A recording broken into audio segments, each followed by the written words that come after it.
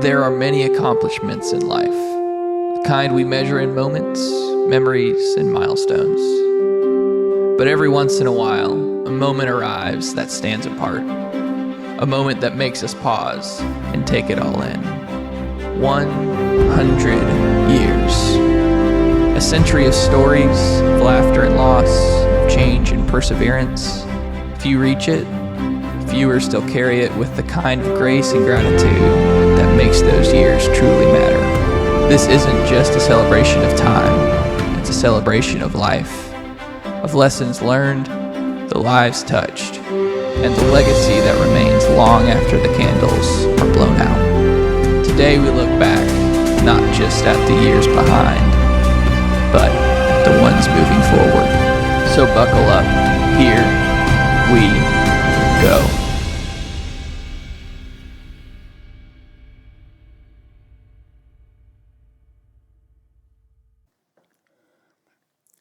Okay, my name is Frederick Carl Wunderlich Jr. I'm 100 years old, which is a milestone that I never expected to see. I had 4 children, 4 wonderful children, named John, Sandra, Ruth, and Wayne. I have 9 grandchildren. I won't go through all the names, and 4 grandchildren and 1 on the way. This is my story, and we'll take it from there.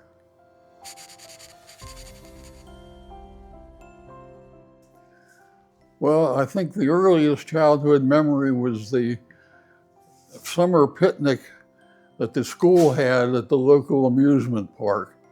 And by local, it was probably about 25 miles away, and we had to go by streetcar, and it was about an hour and a half to get there. But we had all day at the amusement park and would come home late at evening.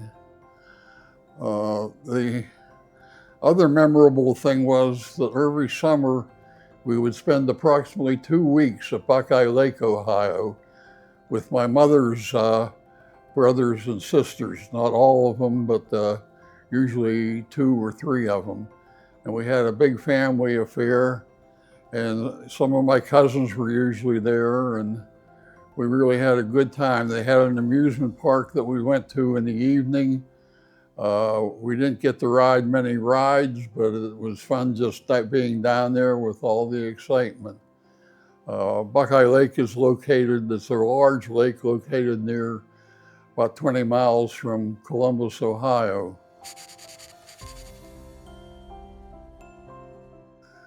Well, the career started when I graduated college at Bethlehem Steel. That did not work out totally well. I worked in the blast furnace division, which was not very nice at all, though there were times when I climbed to the top of the blast furnace. From there, I was transferred to the fuel and power division, which was much better. But along the line, I heard of a job opening at U.S. Steel in Pittsburgh. The job at Bethlehem Steel was in Buffalo, New York. So I interviewed for the job in U.S. Steel at their headquarters office and got the job, and then moved back to Pittsburgh, where I was born and raised. And that job there lasted 20 years, and it was mostly a good job, not perfect, but I liked it. When imports started coming in, they had to cut back, and I was in a division that got cut way back, including me. And after looking at various cities and interviewing various places, I took a job in Atlanta, Georgia in 1971, when Georgia was just starting to grow into a bigger city. Georgia 400 was a very seldom traveled road, and we always wondered why they built that. Anyhow, the job in Atlanta, Georgia worked out very well. I worked there 16 and a half years on various projects, and then retired when I was 61 and a half. It was a great experience at Western Electric and being in Atlanta. It was probably the first one I encountered at Western Electric when I came here. The boss called me in and said they're making a new machine at Bell Labs in New Jersey. And this machine will draw aluminum wire. Instead of pulling it out through the dies, it'll push it out. And we need to determine the accounting cost feasibility of doing this. And so I had the job of determining the cost of a machine that had never been built or operated, but I had no problem in doing it. It was a lot of fun working on that project. Well, as most people know, probably the most favorite place was Switzerland. I was introduced to Switzerland by my second wife, who worked for Delta Airlines and had been over there several times. And when we went there, I fell in love with it too, a lot because of the train travel. Almost all travel in Switzerland is by train, virtually none by plane. And my dad had worked for the railroad, and I had been accustomed to train traveling in the United States when I was growing up. And so this was a different experience and a very pleasant one. And it's very nice in Switzerland to sit in an air-conditioned car looking out these big scenic windows, and the scenery is beautiful there. Well, there's the standard places of Rome to see the ancient ruins and some of the touristy things that you should see just once at least. And in England, we did all the touristy things in London, but on one or two trips, we would go into the outskirts, the Cotswolds and other such places, which were a whole different life altogether. That's a very interesting trip to take.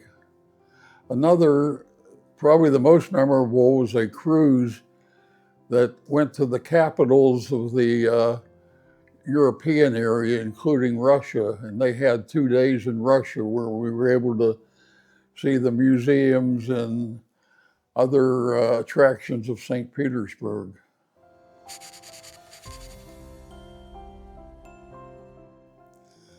My mother and dad were both born in the United States, although they were born of German parents, and they were both very wonderful persons. My dad was an exceptionally nice person. He never had a bad word for anybody. He never mistreated me in my entire life. My mother also was a nice person, a bit outspoken at times, but she was a wonderful cook, and she raised me. Point of interest, she worked for AT&T before I was born. And after I was born, they called her in and said, you have a child now, don't you? And she said, yes. And they said, well, then you can no longer work here. We don't have married women working here. And so my mother's job from then on was raising me, which I think overall was a very good thing. But she too was a very good mother, and I have no bad words to say about her. They were both excellent parents. They didn't drink, smoke, or use bad words at all. Well, I guess the big thing I took from them was the necessity of saving money. I have to realize that my entire childhood and young adulthood was during the Great Depression of 1929. And every penny had to be watched. And I can remember going to a farmer's market one night, and we walked around looking at things, and I wondered, well, are my parents going to buy anything or not? And just as farmers were closing up, my dad went to one stall and bought a full bushel of tomatoes for 30 cents. So austerity was very important back then. My father was lucky to be working most of the Depression. His wage was not very high, but it was enough to keep us in food, clothing, and shelter. And the childhood was very good.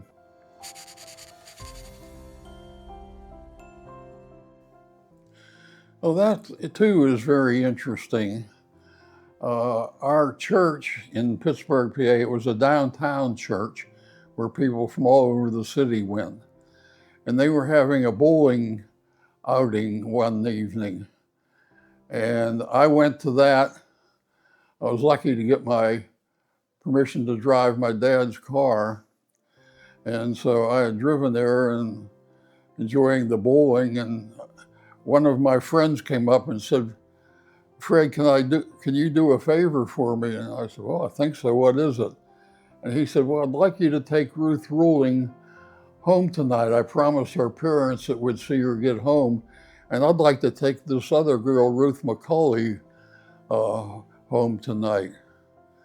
And I said, "Who's Ruth Ruling?" And he said, "Oh, she's the girl right up at that alley ready to bowl now." And I looked over and I thought, hey, that's the girl for me. And so I took her home that night, and of course we were able to talk and all that. And from there on, we dated off and on and called on the phone off and on. It was very difficult because I didn't have a car. I couldn't get my parents' car very often.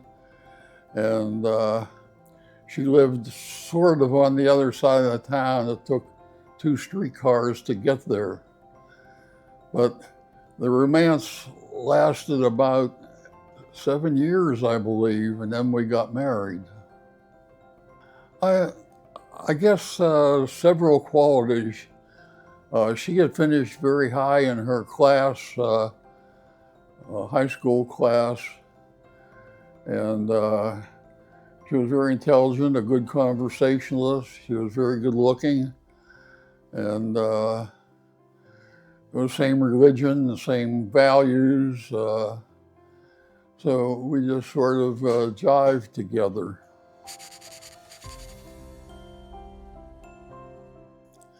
Well, Norma was an arranged date. I had been single for a while after Ruth had died from cancer, and I was thinking of getting remarried, or should get remarried, and a good friend said, well, a good friend of mine was having lunch with a friend of hers, and they got talking about her friend had a female friend that wasn't married, and my friend said, well, I know a fellow that's not married either. Maybe they can get together. So they gave me her phone number. I called, and we had a date for dinner, and then it went from there.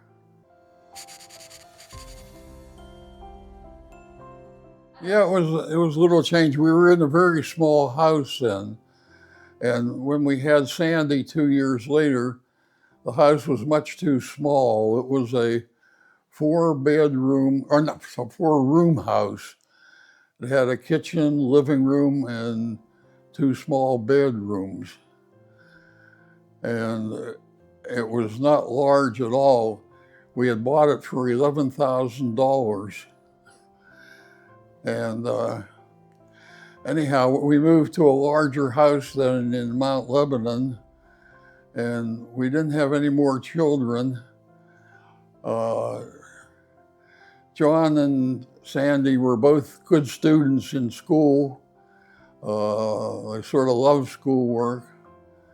And raising them was never a big problem. They never got into trouble. Never had to bail them out of jail or anything. Uh, they were both very good when we raised them. And then we had a lull there for whatever reason. Nobody figured out why.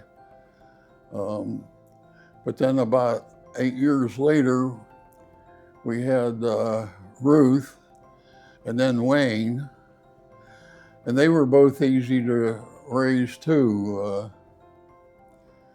They were both good students, and well, Ruth was a good student and liked school. Wayne was probably very intelligent, but he wasn't wild about school. And the thing I remember about Wayne is he said he didn't think he wanted to go to college. So I asked him, I said, well, you like nice vacations, wouldn't you? And he said, yes. And have a nice car? And he said, yes. And nice home? And he said, yes. I said, well, you better go to college then. And he did, and he's been very successful. All four of my children have been very successful. And none of them have gotten into any trouble.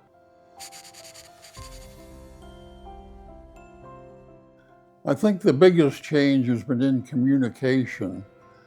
When I was born, even the basic telephone was in its infancy. And today, it's hard to believe the way we can communicate and compute with the iPhones they have, which will take pictures and do multiple calculations and just amazing things that you were surprised that could ever be done. And I think it's probably for the good to a certain extent, but possibly too much time is spent on it.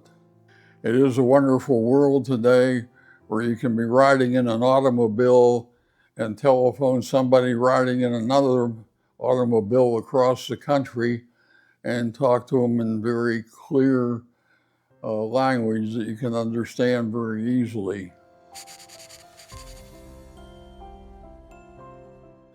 There's been a big change in the lifestyle of my lifetime period and those now. Things were very basic when I was born. Even medical care was in its infancy, and television had not yet appeared. We had no television when I was a child. Nobody had television. So it's hard to put into context what you should advise children today to do. I guess the old thing is hard work cannot be replaced. Either when I was young, hard work meant a lot more than it does today. Today, luck has a lot more to do with your career than hard work. In fact, hard work is probably at the bottom. Connections and change of the status of communications and everything. Things can happen that one moment you're at the top and the next moment you're at the bottom, but I guess as far as giving any advice, it's just picking something you like to do and do your best at it.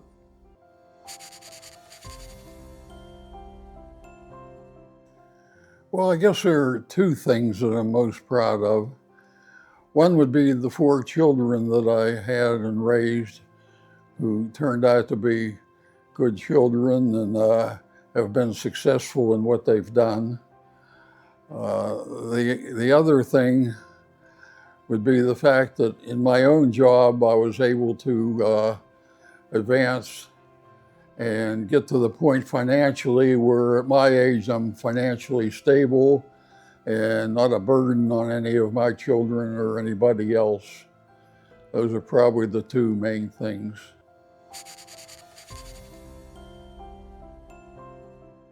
Well, my experiences for World War II started when I was 18. The war had been going on for some time, but was still very active. So at the age of 18, I went in and enlisted. I was a student at Carnegie Tech in Pittsburgh at the time. I was called up the following spring, and because I had had 2 years of college by then, I was put into the V-12 program, officer training, at Tufts College outside of Boston, Massachusetts. There was very little excitement there, and we were sort of isolated from the world in our training. When I was only 19 years old, I graduated college at Tufts with a degree in general engineering at the age of 19. Of course, I was 20 the next month, but we don't count that all together. Anyhow, I went from there to the USS Little Rock, and I was on that ship for, I think, about 8 months. And the USS Little Rock was a relatively new ship, and it was a light cruiser, which is fairly big. It's almost as big as a battleship, but not quite. But the experiences there and going to different countries and different places were very memorable and very interesting. And life aboard the ship can be very interesting. Most of my time was in the CIC, which is the Combat Information Center, which is located below decks.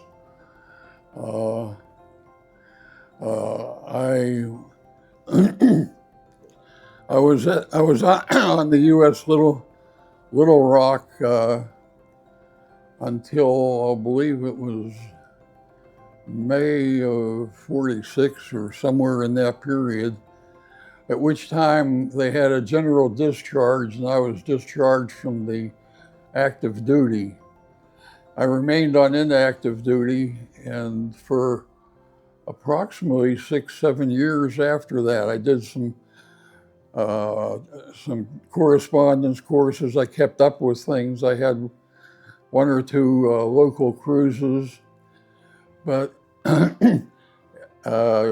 after about 7 years, I received a notice that I was discharged completely at the rank of Lieutenant JG.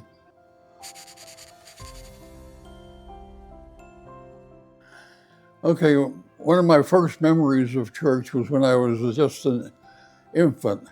I still remember my father taking my hand and walking down the steps to Sunday school. I was probably only about 3 years old at the time, taking a guess. Could have been, no, I was about 3 years old at the time. And I still remember we went to Sunday school there for actually all of my young childhood. I grew up in the church there. I was confirmed. This was the first Lutheran church in downtown Pittsburgh, Pennsylvania. And I always enjoyed going to church. And after the Sunday school was over, my mother and dad always took me into the church for the church service. And of course, at the age of 3, 4, or 5, you're not too interested in what the pastor's saying, so you're looking at the bulletin or something. I still remember whenever you'd shuffle the bulletin too much, you'd hear a throat clearing from the one behind you. Anyhow, a lot of times I had a friend. He was the same age as I was, and so he would sit with me sometime at church on Sundays. And this was an enjoyable experience too. And as I grew older, I began to get more out of the sermons and the music that they played. And growing up, really grew up in the church. And when I became a young teenager, I went to what they called the Luther League, which is where I met Ruth, who was the mother of my 4 children. Anyhow, going to church has always been a main part of my life. I went to church actually throughout all my life, including the time in the military. So, as I say, I am a long-time church member.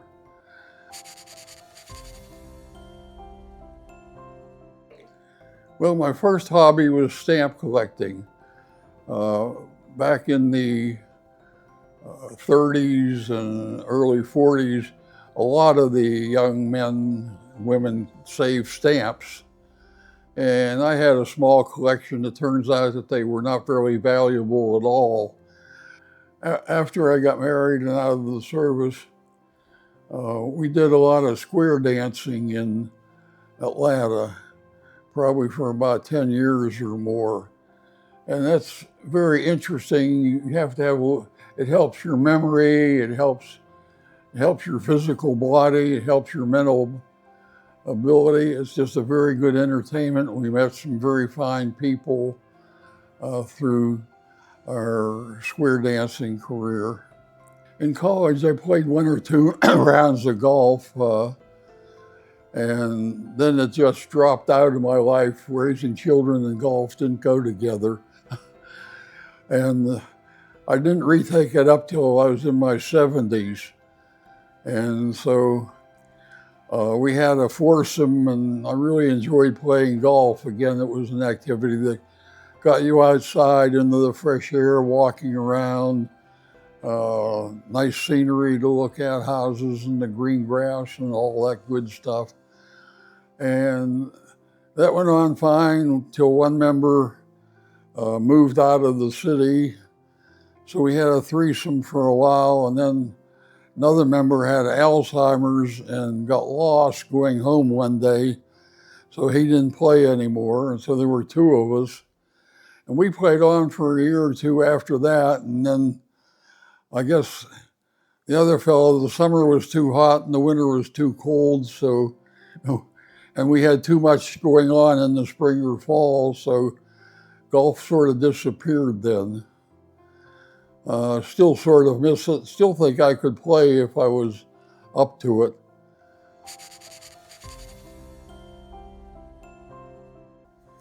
Well, it started this way. I think I told you earlier about the boyfriend at the first church that would sit with me in church on some Sundays. Well, he grew up and at the age of 18 had to move to Tucson, Arizona. Well, anyhow, our lives separated for quite a while, but when I retired, we got together again once or twice a year. Anyhow, he was into David Winters, and I said, "What are David Winters?" And he told me about the English cottages. We had been to England, and I thought the cottages were cute too, so I thought, well, I got to have a little collection too. So I started, and it grew and grew. It's something that gets in your blood a little bit. And this one here is a very interesting one. This one came out for, I believe it was $150, but it had after a while, they had a problem with the balcony, and they discontinued it. So there was very limited number of them out there, and the price skyrocketed from about $150 up to $1,500 to $1,800. And my friend and I always talked about getting one, and we said, hey, we'd go to a place and they'd have one like this, and you'd see a price $1,500, and I'd say, Herb, you ought to buy that one. That looks pretty neat. And we'd kid each other about having this cottage. It's called the Grange. Anyhow, our collection skyrocketed. He had 200 and some pieces, and I had 200 and some pieces. And then the market for David Winters collapsed. And I still followed it on the internet once in a while, and I looked up this, and I found one for $100. And I thought, I gotta have that. So I sent in, and I got this one for $100. And so it's still a little favorite of mine. Today it's not worth $1,500. I don't know, it may be worth $200 on a good day. But these are very well-made cottages. They're all hand-painted in England, and they make a very nice collection. Unfortunately, when my second wife died, I had to dispense with part of my collections because it was too extensive. But I kept the better pieces and still have probably over 50 pieces now. And this is one of my favorites because this one has the balcony and the rarity of it. So I have other big pieces that are up on my my entertainment center. They're the very large ones. They still hold a value because they're the large ones, and some of those were 400, 500, 600 originally. My friend would always go out the first day they came out. He'd rush and buy the list price. I think we mentioned austerity being a part of my childhood. I couldn't bring myself to pay full price for these, so I just kept watching when they had a half off sale at some store, or if they were at some retail shop, I would pick one up. So almost all my collection was less than the list price, which was fortunate because now they're all well below the list price, except for perhaps this one. But it was fun collecting, and I still enjoy seeing them. There's a large piece called the Millennium that I have, and I got that for half price. And so my collection is not nearly as expensive as my friend in Tucson's was for him.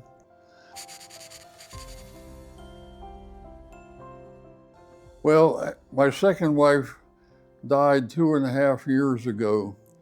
When she died, I was unable to drive because of my eyes. And so there was no way I could keep living in a huge house all by myself and not being able to drive or get away or get food or anything else. So my two daughters got together and they found a independent living house called The Mansion. It's located right between the two of them. They live in opposite directions, but about 3 miles from here. It's made it very convenient because they can take me to the stores and do things for me that otherwise I wouldn't be able to have done. The mansion here is very nice. It is not overly expensive. You get 3 meals a day. You have all your entertainment provided. They have all sorts of activities. They do all the maintenance required, and includes all the utilities, the telephone. It does not includes the TV, but not any upgrades in the TV. So it's very nice living. You don't have any really hard work to do, or think most things are done for you. And so I like it very well here. There's a lot of people here. I've made new friends here. And got back into playing bridge again, got into a poker club. And so I'm just as active or more active now than I was before.